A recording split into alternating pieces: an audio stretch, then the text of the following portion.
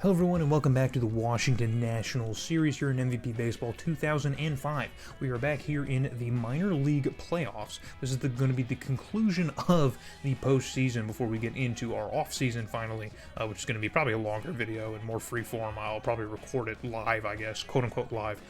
So this is going to be the last of the gameplay here, aspect of it here, is the Zephyrs are in the championship series for their respective league here in the Pacific Coast League against the Tacoma Rainiers, or Rainiers, I guess. Who are the Seattle Mariners affiliate, of course. So the series here, it's a 5-game series, and we are tied here. So after taking the first 2 games of the series, the Rainiers have climbed their way back and even the series at 2 apiece. So this is going to be for the trophy now.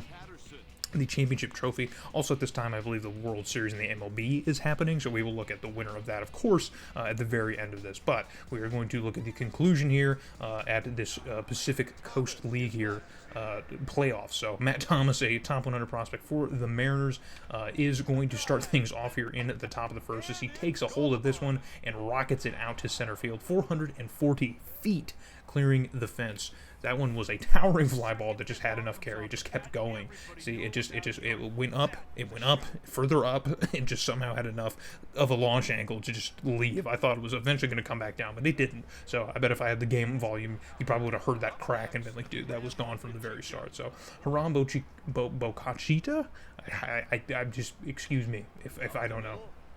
But in the top of the third, he lines one in to center field, and that's going to bring a runner home. So Tacoma is going to continue to extend their lead over us. But now we advance further into the game here with Wes King in the bottom of the third. I think Wes King had some clutch hits in the last video that we watched, and here he gets one out in a hurry as he lasers a moonshot over to right field into the sponsorship boards. That one probably would have cleared it and kept on going into the forest, but hitting the boards is more than enough to whip me because he did clear the fences regardless. So Wes King gets the scoring started for the Zephyrs here in the third inning. So still a manageable game here. It was only a 2-run game, and now we've cut it in half. So 2-1 is going to be your score, but we are not done here in the third. As Angel Brown, the catcher, who absolutely had himself a game in the last one that we watched here in the bottom of the fourth now, and he gets a hold of another one and sends it all the way into the picnic tables, and it's another massive home run.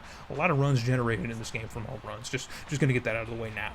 A lot of runs are going to be scored off of home runs, and Angel Brown gets another massive one here in this postseason in the Pacific Coast League. I think he had that grand slam in the last one. I guess the championship series maybe is what it would have been, the divisional series. I don't know what they would have considered it, but in the last round of the postseason, he was what helped the Zephyrs pull off that sweep against the Nashville Sound. So Brendan Harris now in the bottom of the fifth. It is a tie ball game with a runner on second. He's going to line this one in to right field, and he's going to get on base here with a nice base hit, but he gets caught in no man's land, and the tag gets on at first base. So he overran the bag, and maybe, I don't know, thought he could have made it to second, or maybe he thought the runner at third was going to try and go, and he could make it to second. I'm not entirely sure, but he gets caught in no man's land, and so that's going to be an out that was definitely unnecessary. But Wes King, who had the home run in his last at-bat, has an opportunity to bring a run home, and he sends a towering fly ball in the gap in left center field, and that one's going to get to the wall, and he's going to get to second base, and it's an RBI double. So Wes King is already pretty much doing everything himself on offense so far for the Zephyrs, keeping things going. So Pokey Reese is now stepping up to the plate, the leadoff man for Tacoma, with a man on second and first in the top of the sixth, and he's going to get walked as he takes a curveball outside of the zone. So bases are now loaded. The tie game is at risk here with Matt Thomas, another top prospect for the Mariners, up to bat. Already has a home run in this game, and he gets a hold of another one, and it is going and going, and it is very much gone. He does clear the sponsorship boards with a 424-foot moonshot, and that's going to clear the bases for a Tacoma Rainiers grand slam. So absolute dagger into the chest after climbing our way back into a tie ball game against Tacoma.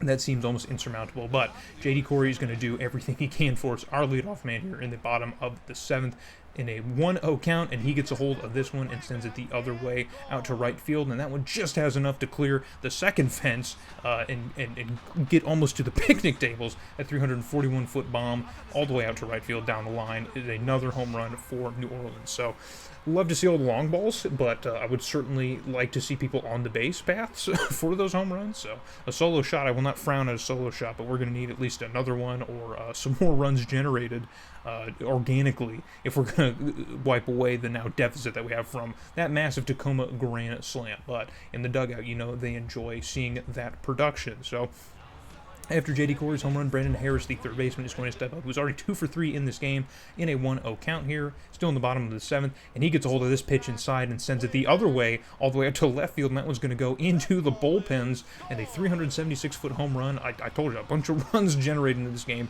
from home runs. So, again, I still want people on the base paths for him, but 2 back-to-back solo shots is going to clear the deficit now, all the way from 3 down to just 1. So I will never be super, super mad at that kind of production if we can climb our way back into this game. But obviously, it doesn't matter too much here. We just need to see our prospects really shine, and that's what I want to see. So Jason Scott now, our DH, is 1 for 3 already in this game, has an opportunity with a man on first base, and he's going to get a hold of this one in the top of the zone, and it is carrying, and it is carrying. That one's going to get down about a foot before the wall, and our leadoff man's going to round third, and he's going to get home safely, and it is another RBI double for the New Orleans Zephyrs. So Tacoma's going to have to look to their bullpen because they need some help now. They desperately need some help, as both teams have had some less than positive performance out of their bullpen, and now the lead has exchanged hands just a couple times as this game is now officially tied.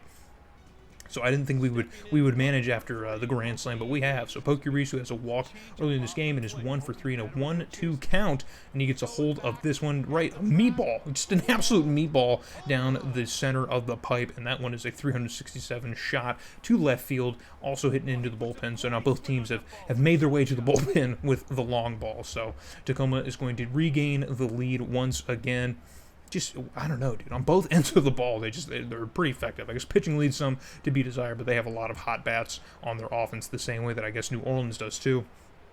And so it's going to be whoever wants to score last is probably going to be the deciding factor here. But Pokey is going to round the bases and tag home and secure the lead for Tacoma. So now Bucky Jacobson, who's 0 for 4 in this game here. We have 1 out in the top of the 8, and he gets a hold of that one. It is an absolute laser beam, and that one heads all the way out to left field again. It's a second home run all the way out to left. So Tacoma slowly but surely is just piecing together more and more runs to pad their lead. So now 8-6 is your score, and just, yeah, dude, no, neither team's pitching staff seems to have any sort of ice in their veins. And Pokey-Reese now, who had the home run earlier in the game here in the top of the 9th with 2 runners aboard, just an absolute towering fly ball here, but our left fielder cannot get to it, so that one's going to fall in onto the grass down the left field line. Just an absolute garbage hit, just a terrible hit. I can't believe that one found some grass to touch the ground. So Matt Thomas here is 2 for 5.